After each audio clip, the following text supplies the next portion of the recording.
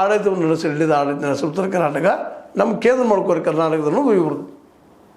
ಅದೇ ಕಾರಣಕ್ಕೆ ನಾವು ಇಂಥವ್ರು ಇವತ್ತು ಹೇಳ್ತಾ ಇದ್ದಾರೆ ಹೆಂಗೆ ಈ ಒಂದು ಮಹಾರಾಷ್ಟ್ರ ಮಾದರಿ ಅವ್ರು ಮಾಡ್ಕೊಂಡಿದ್ದಾರೆ, ಹಂಗೆ ನಾವು ಒಂದು ಕರ್ನಾಟಕ ಮಾದರಿ ಮಾಡಿಕೊಂಡು ಅದು ತೊಗೊಂಡು ನಮ್ಮ ಇಲ್ಲಿಯ ಎಲ್ಲ ಮುಖ್ಯಮಂತ್ರಿಯ ನೇತೃತ್ವದಲ್ಲಿ ಒಂದು ಸಮಿತಿ ರಚನೆ ಮಾಡಿ ಇಲ್ಲೇ ಸಂಸದರು, ಬೆಳಗಾವಿ ಸಂಸದರು, ಚಿಕ್ಕೋಡಿ ಸಂಸದರು ಇವ್ರನ್ನ ಅಲ್ಲಿ ಉಸ್ತುವಾರಿ ಮಾಡಿಕೊಂಡು ಅಥವಾ ಉಸ್ತುವಾರಿ ಮಿನಿಸ್ಟರ್ ಓಪನ್ ಇಟ್ಕೊಂಡು ನೀವು ಇದನ್ನು ಕಂಟ್ರೋಲ್ ಮಾಡಿರಿ, ಇದರ ಬಗ್ಗೆ ನೀವು ಕಾಳಜಿ ವಹಿಸ್ರಿ ಅನ್ನೋದು ಒಂದೇ ಮಾತು. ಯಾಕಂದ್ರೆ ಪಾಲಿಕೆಯಲ್ಲಿ ಇಷ್ಟು ದಿವಸ ಆದರೂ ಆಗ್ತಾಯಿಲ್ಲ, ಒಂದು ಸಾಲ ಪಾಸ್ ಆಗ್ತಾಯಿಲ್ಲ, ಈ ರೀತಿ ಅರ್ಥ ಕನ್ನಡಿಗರೆಲ್ಲರೂ ಅವ್ರಲ್ಲಿ ಭಯ ಇರ್ಬೋದು ಎರಡು ಪಾರ್ಟಿಯಲ್ಲಿ ಮರಾಠಿಗರು ನಾಳೆ ವೋಟ್ ಹಾಕ್ಲಿಕ್ಕಿಲ್ಲ ಅಂತೇಳಿ.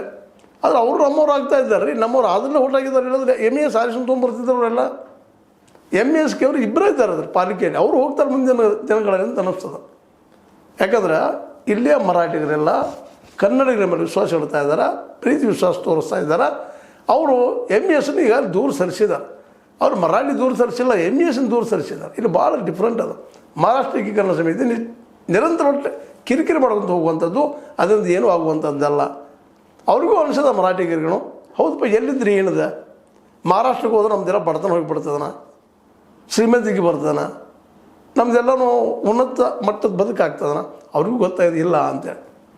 ಹೆಂಗೆ ಬಾರ್ಡರ್ ಮೇಲೆ ಅಲ್ಲೂ ನೋಡ್ತಾ ಇದ್ದಾರೆ, ಮಹಾರಾಷ್ಟ್ರ ಬಾರ್ಡರ್ ಮೇಲೆ ಜತ್ ಇರ್ಬೋದು, ಇನ್ನೊಂದು ಕಡೆ ಇರ್ಬೋದು, ಏನು ಡೆವಲಪ್ಮೆಂಟ್ ಆಗ್ಯದವ, ಎಷ್ಟಾಗ್ಯದ, ಎಂತಾಗ್ಯದ ಅಂತೇಳಿ.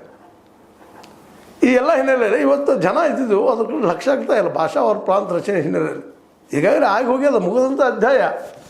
ಆದರೆ ಅದನ್ನು ಇಟ್ಟುಕೊಂಡು ಮರಾಠಿ ಹೊಟ್ಟು ತಪ್ತಾವಂತೇಳಿ ಎರಡೂ ಪಕ್ಷಗಳು, ಅದರಲ್ಲಿ ಮುಖ್ಯವಾಗಿ BJP ಯಾಕಪ್ಪ ತಮ್ಮವರೇ ಅಂತ